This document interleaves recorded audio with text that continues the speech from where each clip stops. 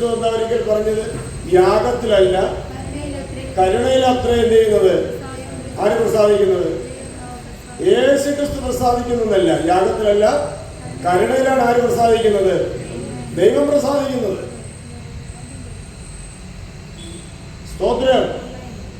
അതാണ് പ്രവാചകൻ പറയുന്നത്, അത്യുന്നതങ്ങളിൽ ദൈവത്തിന്റെ മഹത്വം.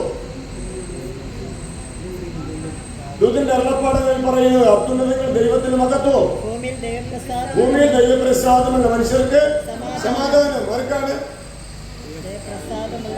ദൈവപ്രസാദമുള്ളവർക്കാണ് സമാധാനം. ആർക്കാണ് ദൈവപ്രസാദം ലഭിക്കുന്നത്? യാഗം യാഗം യാഗം യാഗം നടക്കുന്നവർക്കാണ്. തന്റെ ലംഘനങ്ങളെ ഏറ്റുപറഞ്ഞ് ഉപേക്ഷിച്ച് യാഗം കഴിക്കുന്നവർക്കാണ് യേശു ക്രിസ്തുവിൽ കൂടെ കരുണ ലഭിക്കുന്നത്. പിതാവാദാണത് വെളിപ്പെടുത്തിയിരിക്കുന്നത്. യാഗത്തിലല്ല കരുണയിലാണ് പ്രസാദിക്കുന്നത്. അതിന്റെ അർത്ഥം യാഗം വേണ്ടെന്നല്ല. പഴയ നിയമത്തിൽ യാഗമുണ്ട്, പുതിയ നിയമത്തിലേക്ക് വരുമ്പോഴും യാഗമുണ്ട്. പഴയ നിയമത്തിൽ പറവകളെ കൊണ്ടുപോയി കഴിക്കണം. പുതിയ നിയമത്തിലേക്ക് വരുമ്പോൾ നാം തന്നെ ഒരു യാഗവസ്തുവായി മാറും. ദൈവത്തിന് പ്രസാദമുള്ള യാഗമായി സമർപ്പിക്കാം. ഇതൊന്നും നമ്മൾ ചെയ്തില്ലെങ്കിൽ നമ്മൾ ആരോട് ചേരുകയാ? ബാൽ പയോറിനോട് ചേരുകയാ, ബാൽ വിഗ്രഹത്തോട് ചേരുകയാ. സ്തോത്രം. പക്ഷെ നമ്മൾ അറിയുന്നില്ല. നമ്മൾ ആരാധനയ്ക്ക് പോകുന്നു, ബൈബിൾ വായിക്കുന്നു, കൺവെൻഷൻ യോഗങ്ങൾ ക്രമീകരിക്കുന്നു, അതിൽ പങ്കെടുക്കുന്നു, ഉപവാസം, പ്രാർത്ഥന ഇങ്ങനെല്ലാം ക്രമമായി ചെയ്യുന്നു. പക്ഷെ ആരോട് ചേർന്നിരിക്കുക? യേശുവിനോടല്ല ചേരുന്നത്, ദൈവവചനത്തോടല്ല ചേരുന്നത്, ബാൽ പയോറിനോട് ചേരുക. എന്ന് പറഞ്ഞാൽ ലോക ഇൻപങ്ങളോട് ചേരുക. ആര് ചേരുന്നു? നമ്മുടെ ഹൃദയം, നമ്മുടെ അന്തരംഗം, നമ്മുടെ നിരൂപണങ്ങൾ എല്ലാം ആരോട് ചേരുന്നു? ഇന്ന് പകൽക്കാലം നമ്മുടെ മനോബോധങ്ങളൊക്കെ ആരോട് ചേർന്നിരുന്നു? ആരോട് ചേർന്നു? സ്ത്രീകൾക്കായാലും പുരുഷന്മാർക്കായാലും കുഞ്ഞുകുട്ടികൾക്കായാലും ഇന്ന് പകൽക്കാലം നമ്മുടെ മനോബോധം ആരോട് ചേർന്നിരുന്നു? ദൈവവചനത്തോട് ചേർന്നിരുന്നോ അതോ ഈ ലോകമാകുന്ന താൽപര്യോട് ചേർന്നിരുന്നോ? ദൈവവചനം ദ്രവത്വമുള്ളതല്ല, അതായത് ഒഴിഞ്ഞു പോകുന്നത് അല്ല. താൽപര്യോരോ അത് ദ്രവത്വമുള്ളതാണ്, അത് ഒഴിഞ്ഞു പോകുന്നതാണ്. ആ ഭരണമാണ് ഈ ലോകത്ത് നടക്കുന്നത്. അപ്പൊ ഇന്ന് പകൽക്കാലം നമ്മുടെ നിരൂപണങ്ങൾ, മനോബോധങ്ങൾ ഏതിനോട് ചേർന്നിരുന്നു? ഈ ലോകത്തോടും ലോകത്തിലെ കാര്യങ്ങളോടുമാണ് ചേർന്നിരുന്നെങ്കിൽ നമ്മൾ ആരോട് ചേർന്നിരുന്നു? ബാൽ പയോറിനോട് ചേർന്നിരുന്നു. ആ സമയത്താണ് നമ്മുടെ ഇവിടുത്തെ അന്ത്യമെങ്കിലോ നമ്മൾ എവിടെ വിശ്രമിക്കും? നിത്യതയാ. പക്ഷേ നിത്യജീവനാണോ നിത്യമരണമാണോ? ഇതെല്ലാം നമ്മുടെ ജീവിതത്തിൽ തിരിച്ചറിയുന്നത് ദൈവപ്രസാദമാണ്. ഇതെല്ലാം നാം തിരിച്ചറിയുന്നത് ദൈവത്തിന് പ്രസാദമാണ്. ഇത് തിരിച്ചറിയാതിരിക്കുന്നത് ദൈവത്തിന് പ്രസാദമല്ല. അതാണ് യേശു ക്രിസ്തു ഇവിടെ വെളിപ്പെടുത്തിയത്. ഇവിടെ വായിച്ചു കേട്ടതുപോലെ വിശുദ്ധ മത്തായി സുവിശേഷം 15-ാം അധ്യായം സ്തോത്രം 8-ാമത്തെ വാക്യം മുതൽ വായിക്കുമ്പോൾ ഈ ജനം അതരം കൊണ്ട് എന്നെ ബഹുമാനിക്കുന്നു, എങ്കിലും അവരുടെ ഹൃദയം എന്നെ വിട്ട് അകന്നിരിക്കുന്നു, എന്നിട്ട് ദൂരത്ത് അകന്നിരിക്കുക. ഇത് പ്രവാചകൻ പ്രവചിച്ചതിന് യേശു ക്രിസ്തു പറയുന്നത് എന്താ പറയുന്നത്? ഈ ജനം അതരം കൊണ്ട് എന്ത് ചെയ്യുന്നു? വായു കൊണ്ട് എന്ത് ചെയ്യുന്നു? ബഹുമാനിക്കുക. പക്ഷെ ഹൃദയം എവിടെ ഇരിക്കുക? ദൈവവചനത്തെ വിട്ട് ദൂരത്തിരിക്കുക. അപ്പോൾ എവിടെ ഇരിക്കുന്നു? ബാൽപയോർ എവിടെ ഇരിക്കുക? ദൈവത്തിന്റെ സന്നിധിയിലല്ല, ദൈവത്തെ വിട്ട് ദൂരത്തില. അപ്പോൾ മനുഷ്യ ഹൃദയം എവിടെ ഇരിക്കുന്നു? ഭക്തന്മാർ ചോദിക്കുക, ദൈവമേ അന്ന് ദൂരത്ത് നിൽക്കുന്നുണ്ട്. അവരെവിടെ ഇരിക്കുക? ഭക്തനാകുന്ന മനുഷ്യ എവിടെ ഇരിക്കുക? ദൈവത്തെ വിട്ട് ദൂരത്തിരിക്കുക. അതെവിടെയാണ്? ബാൽപയോറിനോടിരിക്കുക. ഈ ലോക ചിന്തകളോടിരിക്കുക, ഈ ലോക ചിന്തകളിൽ ലയിച്ചിരിക്കുക. നമ്മുടെ ജീവിതം എത്രത്തോളം അങ്ങനെയാണ് എന്ന് തിരിച്ചറിയാത്തിടത്തോളം നമ്മുടെ ജീവിതത്തിലും ദൈവപ്രസാദം ലഭിക്കുകയില്ല എന്നുള്ളത് ഈ നാളുകളിൽ പരമാർത്ഥമായി നമ്മൾ തിരിച്ചറിയണം. തിരിച്ചറിയുന്ന ഹൃദയമുണ്ടെങ്കിൽ, തിരിച്ചറിയുന്ന ഹൃദയം നമുക്ക് തുറക്കപ്പെട്ടാൽ യേശു ക്രിസ്തുവിൽ കൂടി നമുക്ക് നല്ല പരിഹാരമുണ്ട്, നിത്യ ജീവനുണ്ട്, നിത്യ സമാധാനമുണ്ട്, നിത്യ ആനന്ദമുണ്ട്. ഇത് അറിയാനും തിരിച്ചറിയുവാനും വേണ്ടിയാണ് കൂട്ടായ്മ, പ്രാർത്ഥന, തമ്മിൽ ബന്ധങ്ങൾ, കുടുംബം, ജീവിതം എന്നൊക്കെ പറയുന്നത് ഈ ലോകത്തിൽ സന്തോഷിച്ച് ജീവിച്ച് തീർക്കാൻ വേണ്ടിയുള്ളതല്ല. പ്രത്യുത ദൈവരാജ്യത്തിന് യോഗ്യമായ ക്രമീകരണങ്ങൾ വരുത്തിയെടുക്കാൻ വേണ്ടിയുള്ളതാണ് കുടുംബജീവിതം, കൂട്ടായ്മ ജീവിതം, സാഹോദര്യ ബന്ധങ്ങൾ. ഇതെല്ലാം എന്തിനു വേണ്ടിയുള്ളതാണ്? ദൈവരാജ്യ യോഗ്യമായ, നിത്യജീവന യോഗ്യമായ ക്രമീകരണങ്ങൾ വരുത്തിയെടുക്കാൻ വേണ്ടിയാണല്ല. നടപ്പിനെ ക്രമപ്പെടുത്തുവാൻ വേണ്ടിയുള്ളതാണ് കുടുംബജീവിതം. ഭാര്യയുടെ നടപ്പ് ക്രമപ്പെടുത്താൻ, ഭർത്താവിന്റെ നടപ്പ് ക്രമപ്പെടുത്തുവാൻ, മക്കളുടെ നടപ്പ് ക്രമപ്പെടുത്തുവാനാണ് കുടുംബജീവിതം. Hallelujah, hallelujah. അല്ല, നടപ്പുകൾ ക്രമപ്പെട്ടതുകൊണ്ടല്ല കുടുംബജീവിതമായത്. കുടുംബജീവിതത്തിൽ കൂടെ, കൂട്ടായ്മ ജീവിതത്തിൽ കൂടെ അവരവരുടെ നടപ്പിനെ ക്രമപ്പെടുത്തുവാനാണ്. ഹല്ലേലൂയ. ക്രമം കെട്ട നടപ്പിൽ നിന്ന് ക്രമത്തിലേക്ക് വരിക. ഏതാണ് ക്രമം? ഞാൻ തന്നെ വഴിയും സത്യവും ജീവനും എന്ന് പറഞ്ഞ യേശു ക്രിസ്തുവിന്റെ ഉപദേശത്തിന്റെ ക്രമം. വൈകാം. ഈ ജനം അതിനെ ബഹുമാനിക്കുന്നു. ഇത് നമ്മളൊരു ഈ ജനം എന്ന് പറഞ്ഞ ആ ലിസ്റ്റിൽ നമ്മൾ വരുമോ? ഇന്നത്തെ പ്രാസംഗികന്മാരെ കുറിച്ച് എല്ലാവരും അല്ല, ഏകദേശമുള്ളവർ പറഞ്ഞാൽ ആ വാക്യം എങ്ങനെ പറയും? ഈ ജനം എന്ന് പറഞ്ഞത് നമ്മളെ കുറിച്ചല്ല, അത് ഇസ്രായേലിനെ കുറിച്ചാണ് പറഞ്ഞത്. അത് പ്രവാചകൻ പ്രവചിച്ചിരിക്കുന്നത് എടുത്തു പറഞ്ഞതാണ് എന്ന് പറഞ്ഞ് ഇസ്രായേലിന് വേണ്ടി അങ്ങ് മാറ്റിവിടും.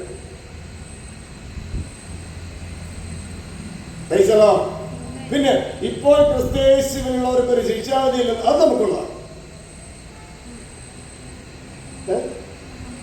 അത് ഇപ്പോൾ ക്രിസ്തേശുവിലുള്ളവർക്ക് ഒരു ശിക്ഷാവിധിയില്ല, അത് നമുക്കുള്ള. ഇങ്ങനെ കെട്ടിപ്പിടിച്ചോ.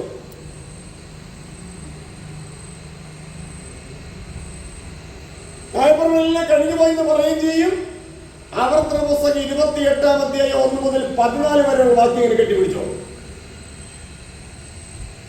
ഓരോരും പെട്ടി കെട്ടിപ്പിടിച്ചോ അല്ലേ?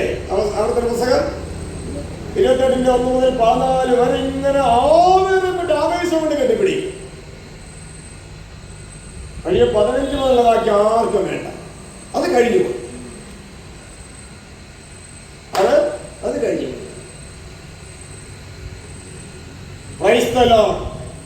ആവർത്തന പുസ്തകം 28-ാം അധ്യായം 15-ാം വാക്യം മുതലുള്ള കാര്യങ്ങൾ കഴിഞ്ഞു പോയെങ്കിൽ പിന്നെ നമുക്ക് ക്രിസ്തുവിനെ കൊണ്ട് എന്താവശ്യം? നമുക്ക് ക്രിസ്തുവിനെ കൊണ്ട് ആവശ്യം വരണമെങ്കിൽ നമുക്ക് വേണ്ടത് ആവർത്തന പുസ്തകം 28-ാം അധ്യായം 1-ാം വാക്യം മുതൽ 14-ാം വരെ വാക്യം വരെ ഉള്ളതല്ല, 15-ാം വാക്യം മുതലുള്ളതാണ് നമുക്ക് ആവശ്യം. അത് നമ്മൾ ഏറ്റെടുത്താൽ ക്രിസ്തു നമ്മുടെ അടുക്കൽ വരും. കാരണം നമ്മുടെ അനുസരണക്കേടും അനന്തരഫലമായ ശാപമാണ് എഴുതിയിരിക്കുന്നത്. അനുസരണക്കേട് തിരിച്ചറിയാൻ പരിശുദ്ധാത്മാവ് വരും നമ്മെ അറിയിക്കാൻ. ഓർത്തനുഭവിച്ചാൽ യേശു ക്രിസ്തു ഞാൻ നിന്നെ ഒരു നാൾ അനാഥനായി വിടുകയില്ല എന്ന് പറഞ്ഞു വരും. അനന്തര ഫലമായിട്ടാണ് ആവർത്തന പുസ്തകം 28-ന്റെ 1 മുതൽ 14 വരെ നമുക്ക് അനുഗ്രഹം പ്രാപിക്കാൻ കഴിയും.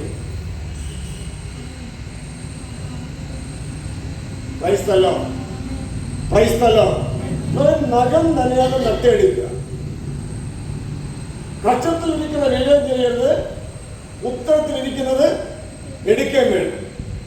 ഇതാണ് ക്രൈസ്തവ ലോകത്തിൽ പഠിപ്പിക്കുന്നത്, പഠിക്കുന്നത്. പക്ഷെ ഇതൊന്നും ദൈവം പ്രസാദിക്കുന്ന പഠനമല്ല. സ്തോത്രം. തിരുവചനം വായിക്കുമ്പോൾ എവിടെയെല്ലാം നമ്മുടെ കുറവുകൾ, നമ്മളല്ലെങ്കിൽ ആരുടെയെങ്കിലും കുറവുകൾ എഴുതിയിരിക്കുന്നോ അതെല്ലാം നമുക്ക് നമ്മുടെ ജീവിതത്തിൽ മനസ്സിലാക്കേണ്ട കാര്യങ്ങൾ. അത് മനസ്സിലാക്കുമ്പോഴാണ് യേശു ക്രിസ്തുവിൽ കൂടിയുള്ള മഹത്വം മനസ്സിലാക്കാൻ കഴിയുന്നത്. ഹല്ലേലൂയ. യേശു ക്രിസ്തുവിന്റെ ജീവിതത്തിൽ, നമ്മുടെ ജീവിതത്തിൽ മഹത്വം യേശു ക്രിസ്തുവിന് കൊടുക്കുന്നത് എങ്ങനെയാണെന്ന് ചോദിച്ചാൽ ഒരു കേവല ലോകസംഘത്തിന്റെ പേരിലൊന്നുമല്ല.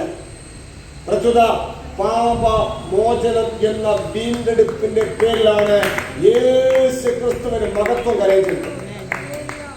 സ്തോത്രം. അത് നിത്യ മഹത്വമാണ്, എന്നേക്കും നിലനിൽക്കുന്ന മഹത്വമാണ്. അത് നമ്മൾ കൂട്ടവകാശികളായി മാറും. വായിക്കാം. ഈ ജനം അതരം കൊണ്ടും വായ കൊണ്ടും എന്നെ ബഹുമാനിക്കുന്നു, എങ്കിലും അവരുടെ ഹൃദയം എന്നെ വിട്ട് അകന്നിരിക്കുന്നു. ഹല്ലേലൂയ. ക്രിസ്തീയ കോളത്തിൽ 100 പേരെ എടുത്താൽ എത്ര പേരാണ് ഹൃദയം കൊണ്ട് ദൂരത്ത് അകലാതിരിക്കുന്നത്? നമ്മുടെ ജീവിതത്തിൽ നാം കൂടി വരെ നമ്മുടെ ജീവിതത്തിൽ നോക്കിയാൽ എത്ര സമയമാണ് ഹൃദയം കൊണ്ട് ദൂരത്ത് അകലാതെ ദൈവത്തോട് ചേർന്നിരിക്കുന്നത്? ഹൃദയം തിരുവചനത്തിൽ നമ്മെ പരിശോധിക്കണം. നമ്മെ പരിശോധിച്ചിട്ട് 2 കൊരിന്ത്യർ 7 പറയുന്ന പ്രകാരം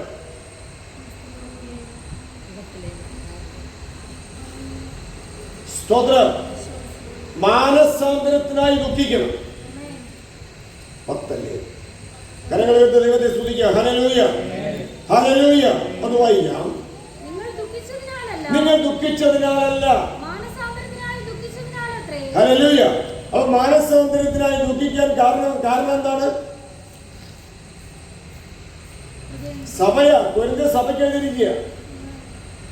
ഇപ്പൊ കൊരിന്ത്യയിലെ സഭയ്ക്ക് എഴുതിയ ലേഖനത്തിൽ പറഞ്ഞിരിക്കുക, നിങ്ങൾ ദുഃഖിച്ചു, നിങ്ങൾ മാനസാന്തരത്തിനായിട്ട് ദുഃഖിച്ചു. അത് ദൈവത്തിന് പ്രസാദമാണ്. ഇന്ന് മാനസാന്തരത്തിനായിട്ട് നെയ്യാറ്റിൻകര സഭ നമ്മൾ ദുഃഖിക്കാറുണ്ടോ? അമരവിള സഭ ദുഃഖിക്കാറുണ്ടോ? തൊഴിക്കൽ സഭ ദുഃഖിക്കാറുണ്ടോ? കാഞ്ഞിരംകുളം സഭ ദുഃഖിക്കാറുണ്ടോ? ഏതെങ്കിലും സംഘടനാ സഭകൾ ദുഃഖിക്കാറുണ്ടോ മാനസാന്തരത്തിന് വേണ്ടി? അപ്പൊ ഇവരുടെ ജീവിതത്തിൽ യേശുക്രിസ്തുവിന്റെ ആവശ്യമുണ്ടോ? ഇവരോടൊപ്പം യേശുക്രിസ്തു വരുമോ? ഇവർ 2-3 പേർ ഒരുമിച്ച് കൂടിയാൽ അവരുടെ നടുവിൽ ക്രിസ്തു വരുമോ? മാനസാന്തരത്തിനായി ദുഃഖിക്കുന്നവരുടെ നടുവിലല്ലാതെ എവിടെയാണ് യേശു ക്രിസ്തു പ്രത്യക്ഷപ്പെടുന്നത്? ആ കൂട്ടായ്മ എന്ന് പറയുന്നത് മാനസാന്തരത്തിനായി ദുഃഖിക്കുന്നതായിരിക്കണം കൂട്ടായ്മ. അപ്പൊ മാനസാന്തരത്തിനായി ദുഃഖിക്കണമെങ്കിൽ പാപത്തെ കുറിച്ച് ബോധമുള്ളവരായിരിക്കണം. കൂട്ടായ്മ പാപത്തെ കുറിച്ച് ബോധമുള്ളവരാകണം. കുടുംബം പാപത്തെ കുറിച്ച് ബോധമുള്ളവരാകണം. ദൈവത്തെ വിട്ട് ദൂരെ തകർന്നിരിക്കുന്നു എന്ന് ബോധമുള്ളവരാകണം. എന്റെ ഹൃദയം, മനോവികാരങ്ങൾ, മനോബോധം, ബുദ്ധിമണ്ഡലം ഇതെല്ലാം ദൈവത്തെ വിട്ട് ദൂരെ തകർന്നിരിക്കുന്നു എന്നുള്ള ബോധമുണ്ടാകണം. ബോധമുണ്ടാകുന്നതനുസരിച്ചാണ് അനുതാപം വരുന്നത്, മാനസാന്തരത്തിനായിട്ട് ദുഃഖം വരുന്നത്. അത് യേശുക്രിസ്തു പറഞ്ഞത്, ദുഃഖിക്കുന്നവർ ഭാഗ്യവാന്മാർ. ഹല്ലേലൂയ. ഇപ്പൊ പാപത്തെ കുറിച്ച് മനോബോധമില്ലാത്തവർക്ക് എങ്ങനെ ദുഃഖിക്കാൻ കഴിയും? ദുഃഖിക്കുന്നവർ ഭാഗ്യവാന്മാർ. അവർക്ക് എന്ത് ലഭിക്കും? ആശ്വാസം ലഭിച്ചു. ആശ്വാസം ലഭിച്ചു എന്നല്ല, ആശ്വാസം ലഭിക്കും. എവിടെ? നിത്യജീവനിൽ. ഇവിടെയാണ് അതിന്റെ നിഴല് ഇവിടെ ലഭിക്കത്തുള്ളൂ. എന്നാൽ അതിന് യാഥാർത്ഥ്യമായ ആശ്വാസം ലഭിക്കുന്നത് നിത്യജീവനില്ല.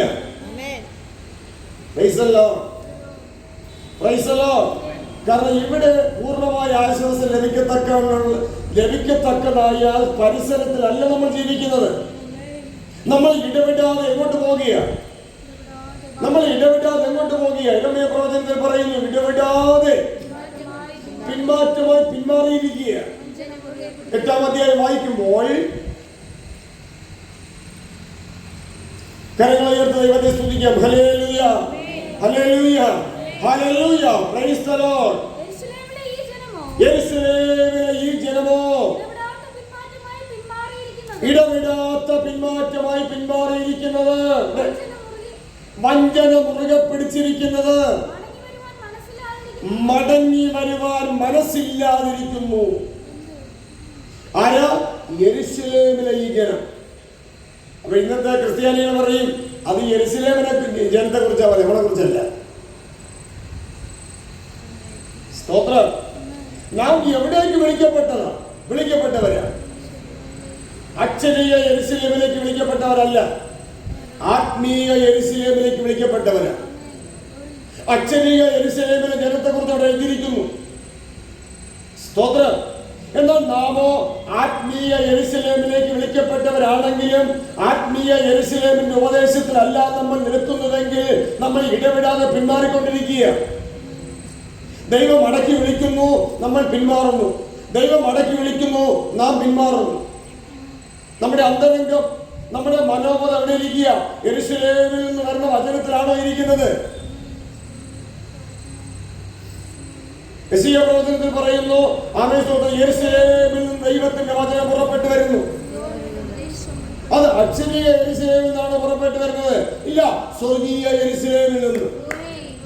അപ്പൊ സ്വർഗീയ യെരൂശലേമിൽ നിന്ന് പുറപ്പെട്ടു വരുന്ന ദൈവത്തിന്റെ വചനത്തോട് എന്റെ ഹൃദയം സാക്ഷ്യം വഹിക്കാതെ, എന്റെ ഹൃദയം അതിനോട് ലയിച്ചു ചേരാതെ, എന്റെ ഹൃദയം ലോകത്തോട് ലയിച്ചാൽ എന്റെ ഹൃദയം ബാൽപയോനോട് ലയിക്കുക.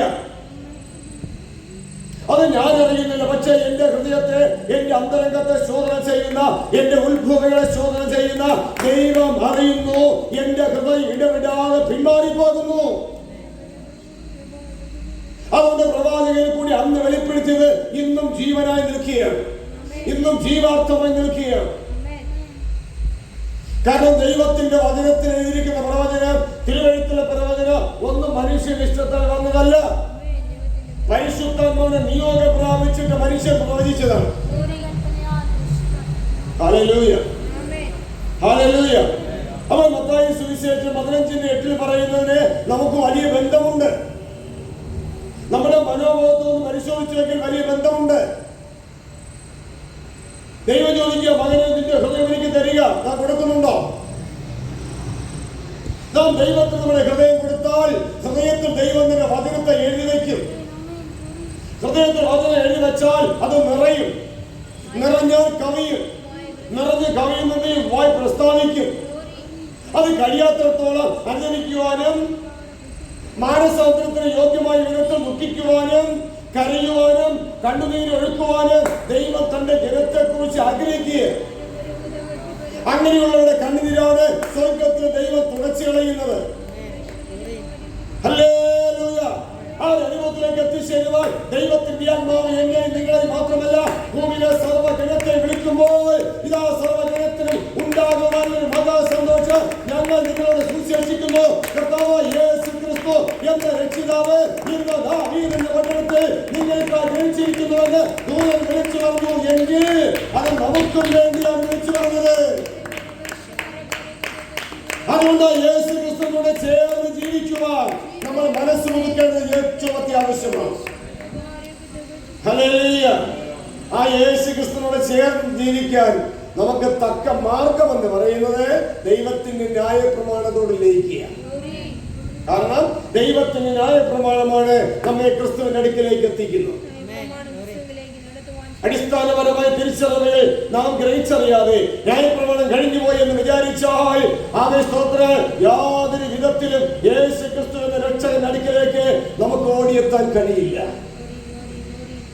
കാരണം ന്യായപ്രമാണമല്ല കഴിഞ്ഞു പോയത്, ന്യായപ്രമാണത്തിലെ യാഗമാണ് കർത്താവ് നീക്കിയിട്ട് കർത്താവ് ചുമന്നു. കർത്താവ് യാഗമായി മാറി. എന്ന് നമ്മോട് പറഞ്ഞു, നാം ക്രൂശ് ചുമക്കണം, നാം നമ്മുടെ ക്രൂശ് എടുക്കണം. എന്നിട്ട് നമ്മുടെ പാപങ്ങളെ നാം ആ ക്രൂശിൽ ക്രൂശിക്കണം. എന്നിട്ട് എന്താണ്? ദൈവത്തിന് പ്രസാദമുള്ള യാഗമായി സമർപ്പിക്കണം. Hallelujah, hallelujah, hallelujah. ലോക ക്രൈസ്തവർ വിശ്വസിക്കുന്നതും കേട്ടിരിക്കുന്നത് പോലെ അല്ല തിരുവെഴുത്തിലെ സത്യമെന്ന് ഈ നാളുകളിൽ നമ്മൾ അധികമായി തിരിച്ചറിഞ്ഞാൽ നാം ദൈവത്തെ വിട്ട് നമ്മുടെ ഹൃദയം ദൂരത്ത് പോകില്ല. നമ്മുടെ ഹൃദയം അനുതാപ ഹൃദയമായിരിക്കും. അനുതാപ ഹൃദയമല്ലാതെ ഏത് ഹൃദയമാണ് നിഷ്കളങ്കതയുള്ളത്? സ്തോത്രം. അനുതാപ ഹൃദയത്തിനല്ലാതെ ഏത് ഹൃദയത്തിനാണ് നിഷ്കളങ്കത ഉണ്ടാകാൻ വഴിയുള്ളത്? അനുഭവിക്കുന്ന ഹൃദയത്തില്ലാതെ ഏത് ഹൃദയത്തെയാണ് ദൈവം പ്രസാദിക്കുന്നത്? സ്തോത്രം, സ്തോത്രം. യെരമ്യാ പ്രവാചകൻ പറയാണ്, യെരൂശലേമിലെ ജനമോ ഇടവിടാതെ പിന്മാറ്റമായി പിന്മാറിയിരിക്കുന്നതും മാത്രമോ വഞ്ചന മുറുകെ പിടിക്കുക എന്ന് പറഞ്ഞാൽ പാപമില്ല എന്ന് പറയുന്നു. പാപമില്ല എന്ന് പറയുന്നത് തന്നെ തന്നെ വഞ്ചിക്കുക. സത്യം എന്ന ദൈവത്തിന്റെ വചനം അവനിലില്ല, അവനിലും ഇല്ല. പിന്നെ എന്താ മുറുകെ പിടിക്കുന്നത്? വഞ്ചന മുറുകെ പിടിക്കുക. എന്താ? ഞാൻ ദൈവത്തിന്റെ മക്കൾ, നാം ദൈവത്തിന്റെ ജനം, ദൈവം എന്നെ നടത്തുന്നു. ഇതൊക്കെ വഞ്ചനയാണ്. വിശ്വാസം എന്നാണല്ലേ വിചാരിക്കുന്നത്. ദൈവം എന്നെ നടത്തുന്നു എന്ന് ഞാൻ വിശ്വസിക്കുന്നു. അത് വിശ്വാസം എന്നാണ് എല്ലാവരും വിചാരിക്കുന്നത്. പക്ഷേ അത് വിശ്വാസമല്ല, അത് വെറും വഞ്ചനയാണ്. ക്രൈസ്തലോ ഇല്ല, വഞ്ചനയൊന്നുമല്ല. ഞാൻ വിശ്വസിക്കുന്നു ദൈവമാണ് എന്നെ നടത്തുന്നതെന്ന്. ദൈവം നടത്തിയവരുടെ ക്വാളിറ്റി ബൈബിൾ എഴുതിയിട്ടുണ്ട്. ആ ക്വാളിറ്റി എന്നിലുണ്ടോ? ഉണ്ടെങ്കിൽ ദൈവം എന്നെ നടത്തുന്നു. ആ ക്വാളിറ്റി എന്നിൽ ഇല്ലെങ്കിൽ ദൈവമല്ല എന്നെ നടത്തുന്നത് ഈ ലോകത്തിന്റെ പ്രഭുവാണ്. എന്റെ മനോബോധം മൊത്തം ഈ ലോകത്തിന്റെ പ്രഭുവിൻ്റെതാണ്. അതിന് മത്തായി സുവിശേഷത്തിൽ യേശുക്രിസ്തു പറയുന്നത്, ഈ ജനം അതരം കൊണ്ട് വായുവിനെ ബഹുമാനിക്കുന്നു, മറ്റേ ഹൃദയത്തിൽ എന്തിരിക്കുക, ഇടവിടാതെ പിന്മാറ്റമായി പിന്മാറി ദൂരെ തകർന്നിരിക്കുക. അത് മാത്രമല്ല, അവർ വഞ്ചന മുറുകെ പിടിക്കുക. മടങ്ങി ഞാൻ പിന്മാറിയില്ല, ഞാൻ പ്രാർത്ഥിക്കുന്നു, ഞാൻ ഉപവസിക്കുന്നു. പ്രാസംഗികമാരെ പ്രസംഗിക്കുമല്ലോ. പ്രാർത്ഥിക്കുന്നവനെ ദൈവം അറിയുന്നു, പ്രസംഗിക്കുന്നവനെ ലോകം അറിയുന്നു. പ്രാർത്ഥിക്കുന്നവന് ദൈവം അറിയുന്നു എന്ന് പ്രസംഗിക്കുമ്പോൾ പ്രാർത്ഥിക്കുന്ന എല്ലാവരും എന്ത് ചെയ്യും?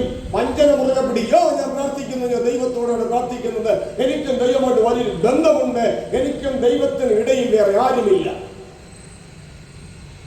പക്ഷെ ആരോടാണ് പ്രാർത്ഥിക്കുന്നത്? സങ്കീർത്തനത്തിൽ പറയുന്നു, അവർ ദൈവത്തോട് പ്രാർത്ഥിക്കുന്നില്ല. ദൈവമില്ല എന്ന് മൂഢന്റെ ഹൃദയത്തിൽ പറയുന്നു. അവർ വർഷന്മാരായി ക്ലേച്ഛമായ നീതികേട് പ്രവർത്തിക്കുന്നു. ദൈവം നടത്തുന്നു എന്ന് പറയുന്നവരുടെ ജീവിതത്തിൽ എന്താ ഹൃദയ നിരൂപണം? അവിടെ നടപ്പ് എങ്ങനെയുള്ളതാ? നേരായ നടപ്പാണ്.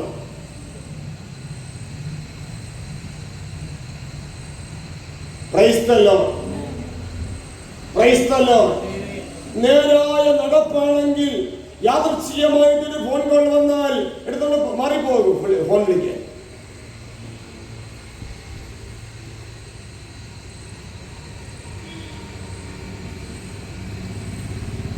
സ്തോത്രം. യാഥാർത്ഥ്യമായ നടപ്പാണെങ്കിൽ ഒരാളെ കാണുമ്പോൾ ഒരാൾ ഒളിക്കുമോ?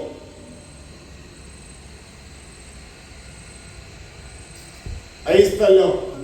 കരങ്ങളെ ദൈവത്തെ സ്തുതിക്കാം. Hallelujah, hallelujah. അതുകൊണ്ട് പ്രവൃത്തി ജീവിതത്തിൽ ശോധന ചെയ്യുമ്പോൾ ദൈവം നടത്തുന്നില്ല എന്ന് നിശ്ചയമായി നമ്മുടെ പ്രവൃത്തി തെളിയിക്കുന്നു. അത് ഓർത്ത് അനുഭവിച്ച് ദുഃഖിക്കുന്നുവെങ്കിൽ ദുഃഖിക്കുന്നവർ ഭാഗ്യവാന്മാരാണ്. സ്തോത്രം. പിന്നെ ഒരുപാട് കാലം ഹൃദയം ദൈവത്തെ വിട്ട് ദൂരെ തകർന്നിരിക്കാൻ ദൈവം അനുവദിക്കില്ല. കാരണം ദൈവം തന്റെ വചനത്താൽ ഹൃദയത്തിൽ നിറയ്ക്കും. വചനം ഹൃദയത്തിൽ നിറഞ്ഞാൽ ആ നിറയപ്പെടുന്ന വചനത്തിൽ പരിശുദ്ധാത്മാവെന്ന് ആവസിച്ചാൽ ആ പരിശുദ്ധാത്മാവ് നമുക്ക് ആലോചന പറഞ്ഞു തരും. പക്ഷെ വചനം വസിച്ചില്ലെങ്കിൽ പരിശുദ്ധാത്മാവ് എവിടെ വസിക്കും?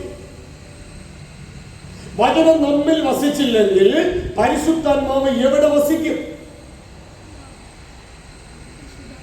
പരിശുദ്ധാത്മാവ് എന്റെ മേൽ വരുമെന്ന് പറഞ്ഞ വരുമോ? അതിൽ ലോകത്തിൽ അങ്ങനെ പ്രസംഗിക്കപ്പെടുന്നു, അതങ്ങനെ ആയിക്കോട്ടെ. പക്ഷെ അത് യോഗ്യമല്ല.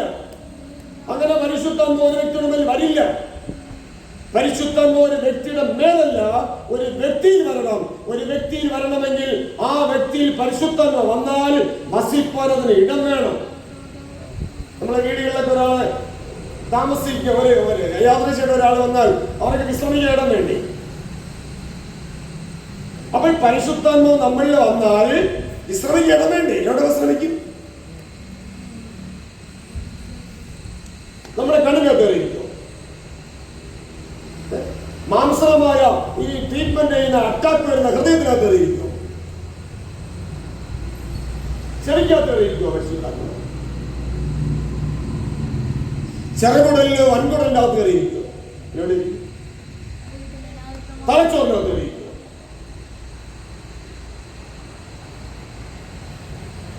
പിന്നെ ഈ ഞരമ്പിനകത്ത് കയറിയിരിക്കും.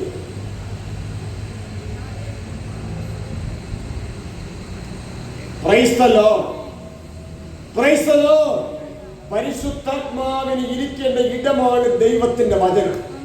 വചനത്തിലെ പരിശുദ്ധാത്മാവ് വസിക്കത്തുള്ളൂ.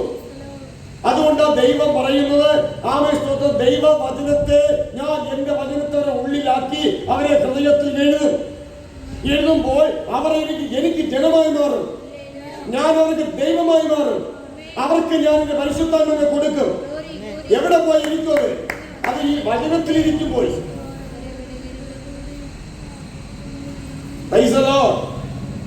വചനം വസിക്കാൻ താല്പര്യമില്ലാതെ, വചനത്തിനായി വിശപ്പ് ദാഹമില്ലാതെ ജീവിക്കുന്ന ക്രിസ്ത്യാനികളിൽ പരിശുദ്ധാത്മാവ് വന്നു എന്ന് പറയുന്നത് ഏതാത്മാവ് വന്നത്? വന്ന ഇരിക്കാൻ ഇടം വേണ്ടേ? പരിശുദ്ധാത്മാവ് നമ്മളിൽ വന്നാൽ വിശ്രമിക്കാൻ ഇടം വേണ്ടേ? എവിടെ വിശ്രമിക്കും? ഇടപെടാതെ പിന്മാറി പോകാതെ എന്നിൽ വിശ്രമിക്കുമോ? എന്റെ ചിന്താമണ്ഡലിൽ വിശ്രമിക്കാൻ പറ്റുമോ? അല്ല, എന്റെ ചിന്താമണ്ഡലം മൊത്തം ദ്രവ്യാഗ്രഹമോ? വിശ്രമിക്കാൻ പറ്റുമോ അതിന്?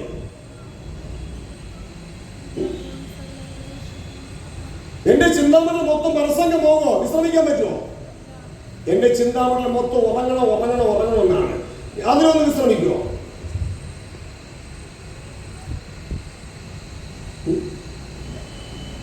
എന്റെ ചിന്താമണ്ഡലം ജോലി ഭയങ്കര ജോലി കേട്ടില്ലേ?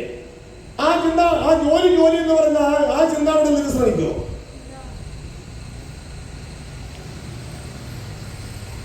എനിക്ക് പലരും ജോലി എന്ന് പറയുന്ന ആൾക്കാരെ, പക്ഷെ അവര് ജോലി ചെയ്യുന്നത് അവര് ജോലി ഉറക്കം വീട്ടിൽ പോകും. അവിടെ വിശ്രമിക്കുമോ? ഇല്ല.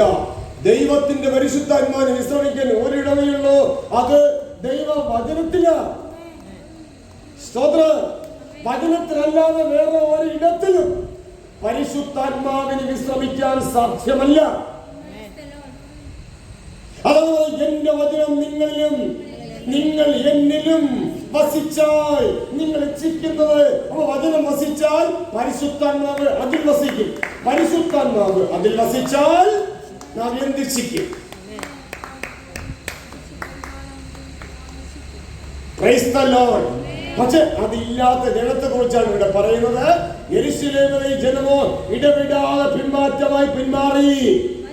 മടങ്ങി വരാൻ പറയുന്നതിന് മടങ്ങി വരാൻ പറയുന്നതിന് ഒത്തവണ്ണം അവർ എന്ത് ചെയ്തിരിക്കുക? വഞ്ചന മുറുകെ പിടിച്ചിരിക്കുക. മടങ്ങി വരുവാൻ അവർക്ക് മനസ്സില്ല. മടങ്ങി വരാൻ മനസ്സില്ലാത്തവർക്ക് പ്രാർത്ഥിച്ചത് മടക്കി വരുത്തോ? ഭക്തന്മാർ പറഞ്ഞിട്ടുണ്ട്, കർത്താവേ, ഞാൻ മടങ്ങി വരേണ്ടതിന് എന്നെ മടക്കി വരുത്തണമേ. അവർ മടങ്ങി വരേണ്ടതിന് അവരെ മടക്കി വരുത്തണമേ എന്നല്ല, ഞാൻ മടങ്ങി വരേണ്ടതിന് എന്നെ മടക്കി വരുത്തണമേ. ഞാൻ മടങ്ങി വരേണ്ടതിന് എന്നെ മടക്കി വരുത്തണമേ എന്ന് പ്രാർത്ഥിക്കുവാൻ ആര് പഠിപ്പിക്കുന്നു? എവിടെ പഠിപ്പിക്കുന്നു? പക്ഷെ ബൈബിളിൽ പഠിപ്പിക്കുന്നു. പക്ഷേ കൺവെൻഷൻ യോഗങ്ങളിൽ ഉപവാസ പ്രാർത്ഥനകൾ ആര് പഠിപ്പിക്കുന്നു? അവർ മടങ്ങി വരേണ്ടതിന്, ഭാര്യ മടങ്ങി വരേണ്ടതിന്, ഭർത്താവ് മടങ്ങി വരേണ്ടതിന് അല്ല, ഞാൻ മടങ്ങി വരേണ്ടതിന് എന്നെ മടക്കി വരുത്തണമേ. താന്താന്റെ മാനസാന്തരത്തിന് വേണ്ടിയുള്ള പ്രാർത്ഥന, താന്താന്റെ മാനസാന്തരത്തിന് വേണ്ടിയുള്ള ഉപവാസം, താന്താന്റെ മാനസാന്തരത്തിന് വേണ്ടിയുള്ള മടങ്ങി വരവ്. ഹല്ലേലൂയ.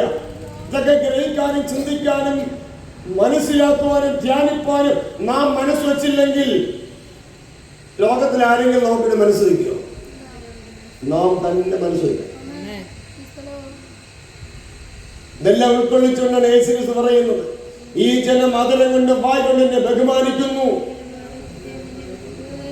അവരെ ഹൃദയം എന്നെ വിട്ട് ദൂരത്തിരിക്കുക എന്ന് പറഞ്ഞാൽ യെശയ്യാ പ്രവചനം 55:8 വായിക്കുമ്പോൾ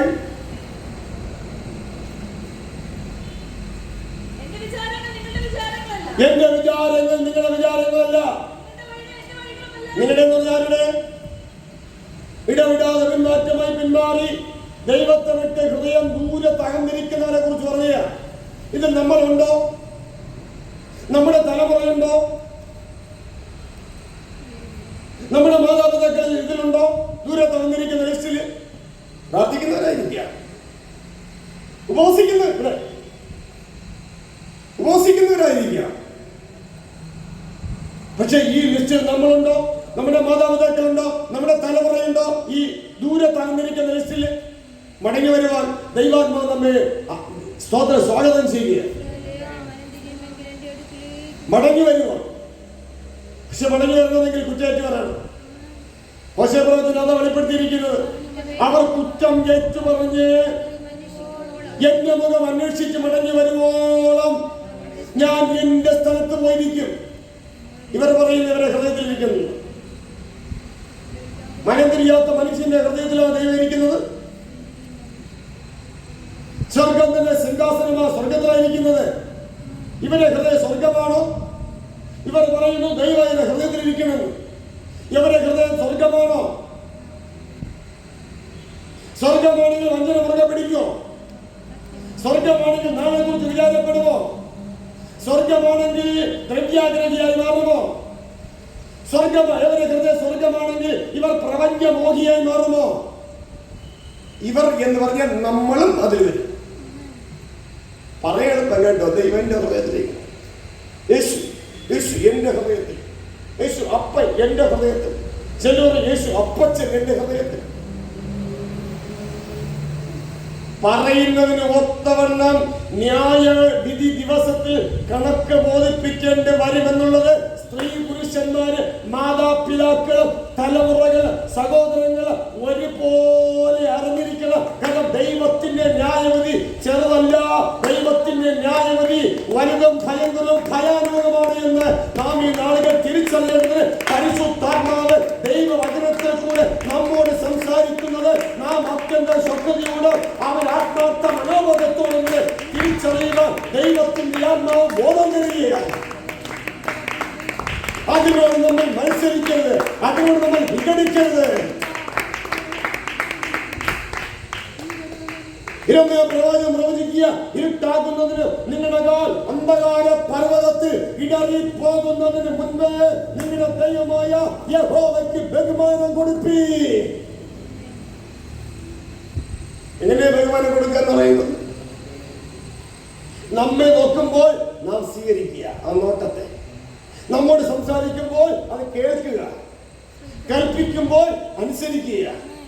അതാണ് ബഹുമാനം. അല്ലാതെ 11 ദശാംശം കൊടുക്കണമല്ല ബഹുമാനം.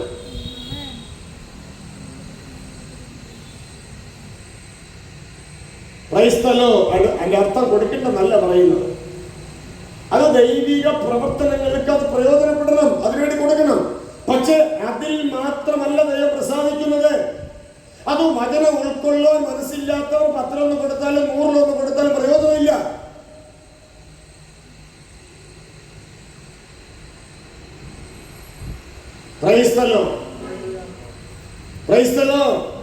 അപ്പൊ മാനസാന്തരത്തിനായി ദുഃഖിക്കുവാൻ നമ്മുടെ നമുക്ക് മനോബോധമുണ്ടോ?